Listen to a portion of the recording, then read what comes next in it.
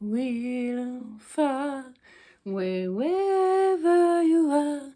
I believe that my heart will go on. Ooh, ooh, ooh, ooh, ooh. Oh, pardon, oui, je reviens d'un karaoké Céline Dion. Puisque je n'ai pas eu de place Céline Dion, pour Céline Dion, je suis allée à Céline Dion. Vous vous souvenez de cette devise de Lagardère? Si tu ne viens pas à Lagardère vient à toi. Extraite du Bossu, de Paul Féval. Très bon livre et très bon film. Bref, je vous disais que je revenais d'un karaoké Céline Dion chez ma cousine. Elle a eu cette idée brillante. Puisque le monde entier s'arrachait les places pour Céline, eh ben, nous n'en avons pas eu. Eh ben, nous avons quand même chanté Céline. On a chanté détourner les rivières, porter des poids, traverser les mers, je saurais faire, défier les machines. Bon, ok, vous n'êtes pas là pour un karaoké. Recommençons les gazouillis. Bienvenue dans mes gazouillis ensoleillés du dimanche soir. Peut-être que vous n'êtes pas allé à un karaoké, peut-être que vous avez fait une soirée pyjama hier, comme Gaston. Mais Gaston Grognon, soirée pyjama. C'est de Suzanne Lang et Max Lang, aux éditions Casterman. Alors Gaston Grognon, Gaston est un singe, toujours grognon. Mais on l'aime pour ça. Et ce soir, il explique à Bernard, le gorille. Je ne sais pas si c'est un nom de gorille, Bernard. Mon cahier vient de tomber. Que ce soir, c'est soirée pyjama. Et c'est génial. Vous savez comment on fait une soirée pyjama chez les singes? Non? D'abord, chasse aux termites. Petit apéro termite. Ensuite, on se raconte des histoires flippantes. Ensuite, petit festin. Avec jus de pastèque, bien sûr, pour tout le monde. Et surtout, on ne dort pas comme toute bonne soirée pyjama. C'est génial, Gaston est ravi. Etc, etc. Et c'est le début de la soirée. Et Gaston va bien s'amuser avec sa famille. Mais déjà qu'il est grognon en temps naturel, mais alors, le lendemain d'une soirée pyjama, on est un peu crevé. Est-ce que Gaston sera de bonne humeur cette fois-ci? Un album très rigolo à découvrir pour les 3 et plus. Il existe aussi d'autres histoires de Gaston. Gaston Grognon, Gaston c'est la fête. Je vous recommande cette histoire sympathique de singes et de soirées pyjama. Est-ce que vous avez déjà fait des soirées pyjama? Moi, je crois jamais. Vous savez le concept où on est invité chez un copain, une copine, quand on est enfant ou un peu plus grand, en pyjama, on passe une soirée à faire n'importe quoi, manger des bonbons, se raconter des histoires, regarder des films, et après dodo chez les copains-copines. Dites-moi tout ça. Bon, peut-être que vous n'avez pas fait de soirée pyjama, peut-être que hier vous êtes allé à la piscine. Vous êtes une poule mouillée ou pas? De Émile Jadoul, chez Pastel, École des loisirs. Aurore adore la piscine en ce moment avec l'école. Elle y va tous les mardis. Du coup, les histoires de piscine, je lui en ramène. Et là, c'est Édouard qui va à la piscine avec son papa. Et génial! Aujourd'hui, on va faire le plongeon de la mort. Son papa est un peu moins enjaillé, comme on dit, enthousiasmé. Donc, Édouard lui explique, tu vois, on se met comme ça, et hop! Et plouf! Il faut se mettre debout, papa. Mais non, il y a quelqu'un en dessous, je peux pas y aller. Et puis il y a la dame, je la laisse passer. Édouard commence à se demander si son papa n'est pas une poule mouillée. Vous saurez la fin de cette histoire stressante et aquatique. Ultra rigolote, poule mouillée. Maintenant, 2 albums tout mignons. Le cadeau de l'hiver, je suis en au printemps, mais j'ai découvert cet album, il est magnifique. On parlait de graphisme la dernière fois, je vous parlais de... Où est-elle? Ah! Attendez, j'ai oublié des trucs. Ne quittez pas, je reviens.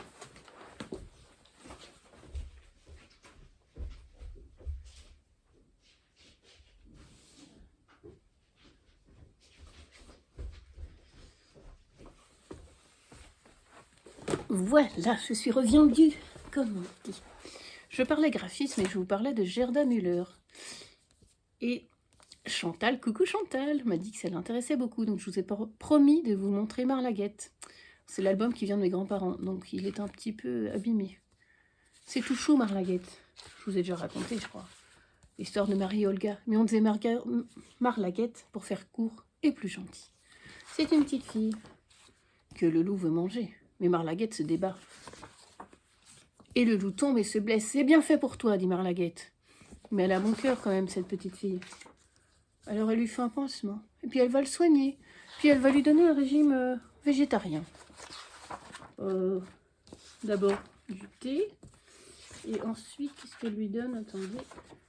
Un peu compliqué parce que mon livre tombe en miettes. Des petites baies. Mais le loup, il est tout maigre. Et le chasseur lui dit... Le garde-chasse? Le bûcheron, pardon, lui dit, tu sais, ton loup, il n'est pas végétarien, il mange de la viande. Il va mourir si tu lui donnes pas le régime qu'il lui faut. Allez, Marlaguette. Marlaguette a de la peine parce que s'il lui donne de la viande, ça veut dire qu'il va chasser d'autres animaux. Ben oui, un loup est un loup, comme on dit. Comme a dit l'autre philosophe. Ops. Mais désormais, Marlaguette sait que son loup va mieux. Et ils se verront de temps en temps dans la forêt. Une très belle histoire du père Castor. Donc ça, c'était le petit point esthétique. Donc, je vous disais, parlons esthétisme des albums. Le cadeau de l'hiver, c'est de Mime et Nathalie Ragondet chez Milan. Et nous sommes en hiver. Oui, je sais, c'est très subtil, magazine. Avec un petit chien qui n'arrive pas à trouver un endroit pour un abri. Il commence à neiger, vous voyez bien. On le chasse de partout. On se méfie de lui. Il est un peu froid, heureusement le vent lui dit, bah mets-toi là et demain ça ira mieux, tu trouveras un endroit demain. Le lendemain, il se réveille à l'aube, avec la lumière du soleil. Il arrive enfin à la ville. J'adore, c'est très très beau. Je sais pas ce que c'est comme technique. Je ne peux pas vous dire, je ne suis pas artiste. Marianne, tu me mets ça en commentaire, n'est-ce pas? Mais dans la ville, chacun est occupé, on fait les paquets, on fait les courses. On s'occupe pas du petit chien frigorifié en bas. Et la ville, c'est anonyme. On peut être tout seul, on peut se sentir seul. Il trouve une maison, il se met devant. Il n'a plus d'énergie, même pour toquer à la porte. Mais le vent s'énerve, il dit, mais enfin, réveille-toi, il faut pas qu'il reste là à se geler. Il dit que mais personne ne va s'occuper de ce chien. Et le vent pousse la porte de la maison. Et là, heureusement, une mamie toute gentille l'accueille. Elle lui dit, oh, je vais m'occuper de toi. Tu es mon cadeau de l'hiver. Et désormais, vous voyez, il habitera chez mamie. J'adore les couleurs chaudes. Cette histoire du petit chien perdu qui va se retrouver un foyer. C'est un très bel album d'hiver, mais qu'on peut lire toute l'année. Ouais, mettez-moi en commentaire, vous avez un chien, vous? Moi, j'en ai pas. On m'a toujours appris à avoir peur des chiens. Oui, je sais, c'est bête. Désormais, je suis adulte, je relativise. Je ne suis pas habituée aux chiens, mais j'ai pas forcément peur. Après, comme je dis à Aurore, on ne caresse pas les chiens qu'on connaît pas. Ils nous connaissent pas, non? Donc, il faut quand même faire attention, voilà. Un autre album tout sensible, Une semaine à la ferme, de Michael Morpurgo, illustré par Sam Usher. Michael Morpurgo, j'en vous en ai déjà parlé. Il fait des romans pour enfants, toujours réussis. Magnifique, c'est lui qui a fait Le Royaume de Kensuke, Le Soldat Peaceful. Fabrice, tu me mettras en commentaire les autres, là j'ai un trou. Enfin, à chaque fois qu'il écrit, c'est une pépite, c'est une réussite. L'enfant océan. Et donc ici, c'est l'histoire de... C'est l'histoire de Sam. Mais il veut pas aller... J'ai du mal avec les albums, genre. Je sais pas dans quel sens mettre le truc. Il est avec son grand-père, mais il veut pas aller à la classe verte. Vous savez, quand on part avec sa classe en excursion, ils vont à la ferme, il n'a pas très envie, lui. Et ils arrivent. Et là, bah, ils vont faire plein de travaux fermiers, s'occuper des moutons, nettoyer. Qu'est-ce qu'ils font d'autre? Nourrir les chevaux, traire les vaches, les cochons. Et oui, on s'improvise pas fermier, il y a plein de trucs à apprendre. Et puis ils assistent à la naissance d'un mouton, ça c'est merveilleux, c'est chou. Et puis enfin, ils sauvent un canard qu'ils trouvent au marché. Il se dit, ce canard est en fâcheuse posture, je vais le prendre, je vais l'offrir à mon grand-père, sinon on va le manger. Et donc il faut qu'il cache le canard, il n'est pas censé avoir un canard. Il va le mettre dans son sac à dos et il va rentrer chez lui.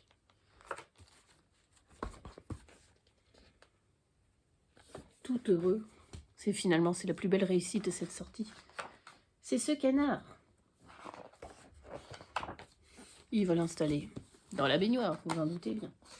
Et pas dans le four, merci. Sympa chez Tim Burton, ce n'est pas un film d'horreur. Un livre d'horreur. Etc, etc. C'est un album tout doux avec des couleurs très agréables pour découvrir une classe verte, pour découvrir le travail à la ferme, pour être ami avec les canards. Mais oui. Ça, c'était les albums jeunesse. Et maintenant, si on parlait un peu des sangs.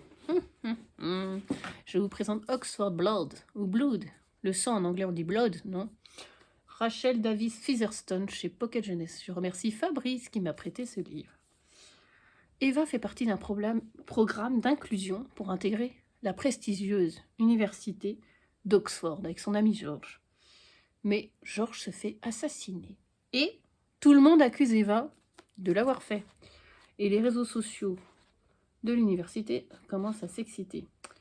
Les réseaux sociaux, je vais les trouver. Alors, c'est super, hein, c'est les utilisateurs comme nom de pseudo, ils s'appellent tueur et puis un numéro. Tueur 18181, tueur 20145.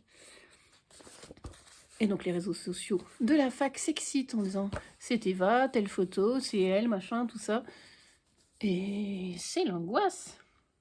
J'ai adoré ce roman universitaire. Déjà, il y a une très bonne ambiance. Oui, il y a un meurtre, c'est une très bonne ambiance. Non, mais c'est un très bon roman d'ambiance, c'est-à-dire que on est à l'université, on est à Oxford, dans le milieu étudiant, et puis il y a des confréries, et puis il y a des secrets, et les réseaux sociaux, et les gens qui parlent, et on ne sait pas trop, et les professeurs, et les élèves qui est du bon côté, etc., etc. Eva doit apprendre un petit peu à découvrir ce nouveau monde-là. C'est toujours fascinant, hein, les universités anglaises ou américaines. J'ai pensé à Rose, coucou, qui avait dit dans mon dernier gazouillis qu'elle aimait bien quand je faisais des associations d'idées. Genre, je vous parle d'un roman de piscine, je vous parle du film Welcome avec Vincent Lindon. Et moi, j'ai fait l'exercice, et j'adore faire cet exercice, pour les gazouillis. Pour Oxford Blood, si vous aimez les ambiances universitaires, je vous recommande le roman Babel de Rebecca F. Kuang. C'est un roman qui se passe au début en Chine, où un professeur, un savant un peu, trouve un enfant, décide d'en faire sa pupille, il l'appelle John, il le ramène à Oxford, et John va apprendre à traduire, puisqu'il est dans une section d'université, on traduit. Mais traduire, c'est pas anodin, on passe un texte dans une autre langue, mais avec la langue, il y a toute la mentalité du pays, et puis il y a l'univers du pays. Est-ce que la traduction ne serait pas un peu politique? Est-ce qu'on peut, par des traductions, influencer le monde? Babel est un pavé, j'ai lu les 3/4, c'était très intéressant. Je vous recommande. Ce roman adulte, bien sûr, un peu une dystopie, si vous voulez. Si vous aimez Oxford, je vous recommande la trilogie pour ados et adultes, Maxton Hall, de Kastner. C'est l'histoire de Ruby Robaille, qui étudie à Maxton Hall. Elle espère intégrer Oxford plus tard. Elle, c'est une bosseuse, elle veut juste bosser et réussir, et pour aller dans la meilleure université, celle d'Oxford. Elle n'a pas du tout envie de se mêler des histoires, surtout pas de celle avec James Beaufort. Oui, Beaufort, qui est un peu le fils à papa, qui a fait un peu tout et rien sur ce campus, qui a une réputation sulfureuse. Bref, Ruby ne veut pas du tout être dans les histoires, et veut être tranquille. Mais peut-on être tranquille vraiment quand on est à Maxton Hall? Une très bonne trilogie, qui a été adaptée, je crois, sur... Alors, pas Netflix, Prime Video peut-être. Si vous aimez l'université, je vous recommande le film Une merveilleuse histoire du temps. C'est l'histoire de Lucy et Stephen Hawking. C'est avec Eddie Redmayne et Felicity Huffman, 2 acteurs qui jouent super bien. C'est sur l'histoire de Stephen Hawking, qui sera l'astrophysicien de génie qu'on connaît, et qui devient handicapé très jeune, et son histoire personnelle d'amour avec Felicity Huffman, l'actrice Lucy Hawkins, bref, vous avez compris, celle qui deviendra sa femme et qui le soutiendra dans toutes les épreuves, même si Stephen Hawking n'était pas si chou que ça dans son comportement. Bref, ce film, une merveilleuse histoire du temps, nous transporte à Cambridge, et c'est très intéressant. Et moi, je vais vous transporter, donc j'ai aimé ce roman pour l'ambiance, pour le côté un peu gossip, les réseaux sociaux, bon, la résolution de l'enquête un peu moins, mais c'était une réussite.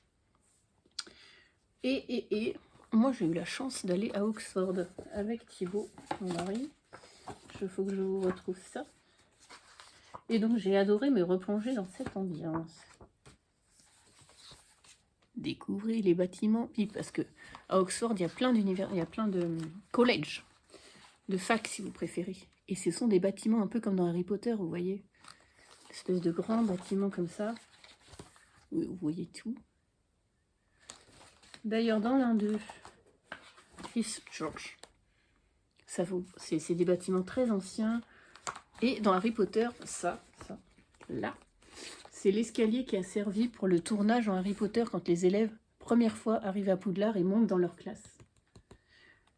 On s'est inspiré d'Oxford, on a tourné certaines scènes aussi, où le réfectoire, où les maîtres mangent en haut en uniforme, les élèves sont dans le grand réfectoire avec des grandes tables géantes comme ça. Et voilà, donc c'était une petite mise en ambiance à Oxford. Je vous conseille Oxford Blood, à lire de 14 ans, à partir de 14 ans et plus.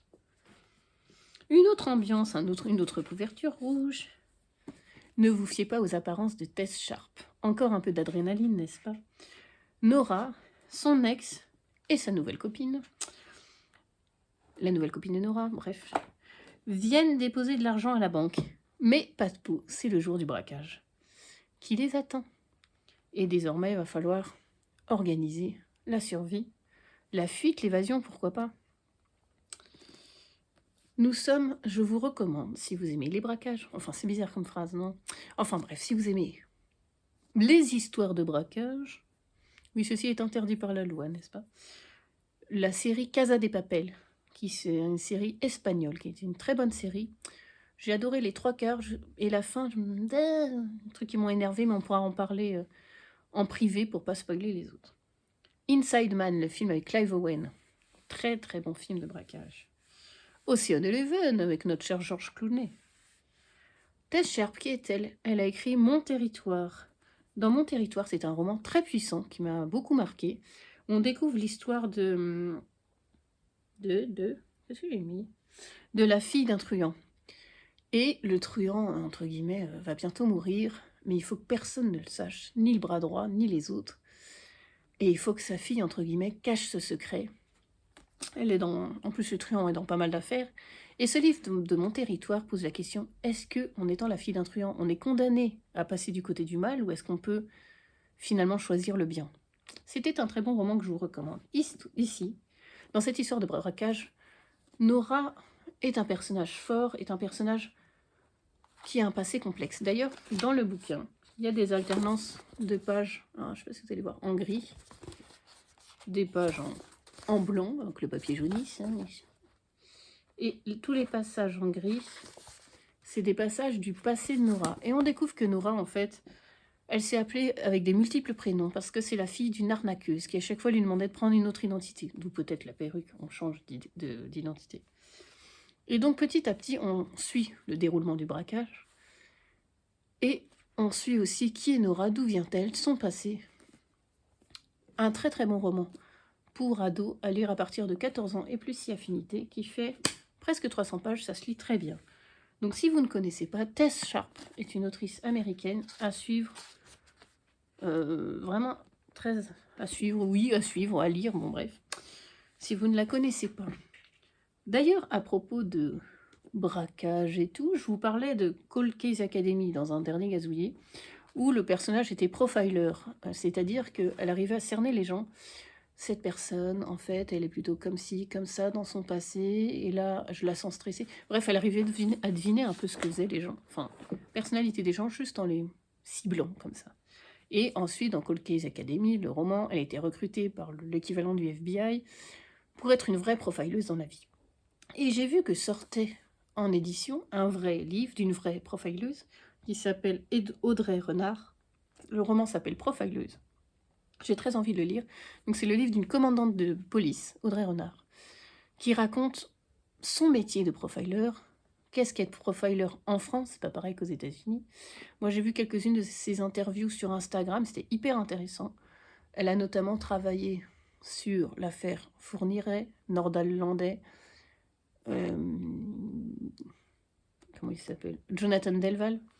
Et donc, ces profilers, dans la vraie vie, c'est des équipes à qui on demande un peu d'essayer de cerner le profil, la personnalité du supposé tueur accusé, voilà, pour savoir comment il se comporte, peut-être pourquoi il a fait ça, et comment essayer de lui soutirer des informations, des aveux, pour les familles des victimes, pour que les familles des victimes comprennent, je ne sais pas si on peut comprendre,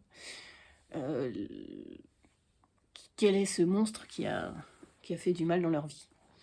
Et donc, c'est un livre profileuse que j'aimerais lire sur la réalité de ce métier. Comment on fait ça chez les flics? Comment on est profileuse? On fait une formation de psy, bien sûr, et de police aussi. Comment on aide dans les enquêtes à cuisiner le supposé coupable, comme on dit. Bref, là, nous étions avec des braquages. Rassurez-vous, les gazouilles sont aussi amour, love et paillettes. Petite pause goodies, vous êtes tendus. J'ai acheté un peu de cachemire, c'est doux le cachemire, c'est un peu de douceur. Nivea, j'adore Nivea, je vous l'avais dit, non? Vitamines et oils. Vitamines et huiles. J'aime bien les douches, les gels douche crème. Vous savez, les gels douche liquides et ceux qui sont un peu plus crémeux sur votre peau, c'est un peu doudou. Voilà, j'avais testé ça. Je n'ai pas encore testé sur ma peau de velours. Oui, je sais. J'ai encore acheté une crème hydratante. Marjolaine. Nourishing, soin nourrissant. Oui, nourishing, ça fait pas chic. Je sais que j'ai l'équivalent de 10 baignoires de crème hydratante si je mettais tout ce que j'avais en stock, mais je ne peux pas résister. Et ma peau est veloutée ainsi. Est-ce que, comme moi, quand vous achetez un produit de beauté, vous regardez la composition? Alors, je suis pas une tarée à regarder avec... vous savez, vous avez des applications et vous scannez le produit et vous dites... Moi, je regarde vite fait s'il n'y a pas du parabène. C'est pas super bon. Après, je ne suis pas chimiste, donc je ne sais pas tous ces petits noms à quoi ça correspond. Mais voilà.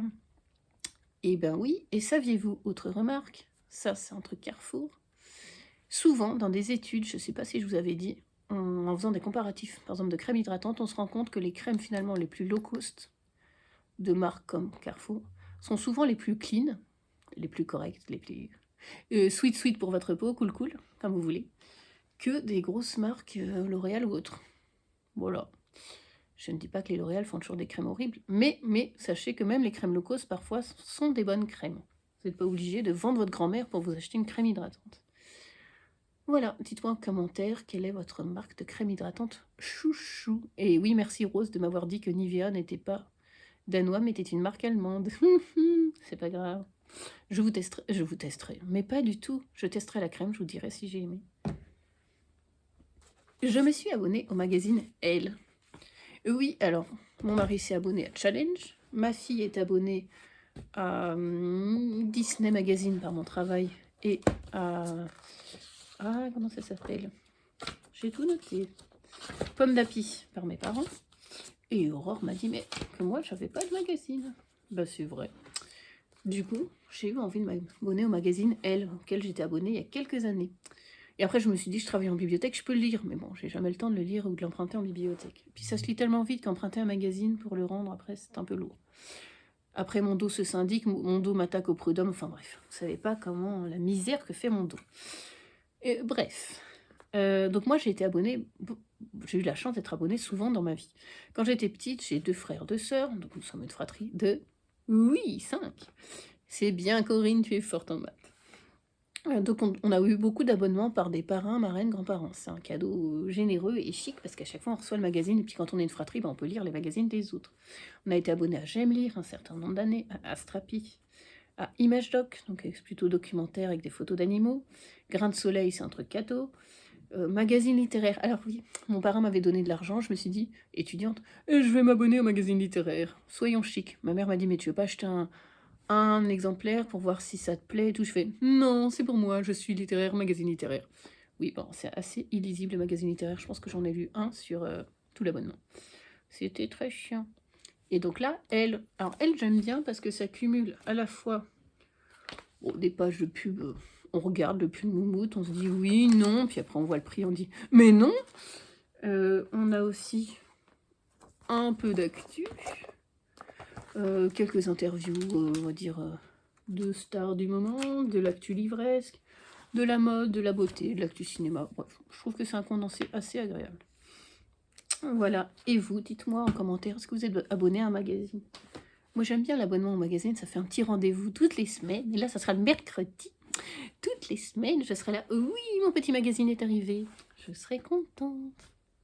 Et après, oui, Corinne, je te les passe. Reprenons les gazouilles.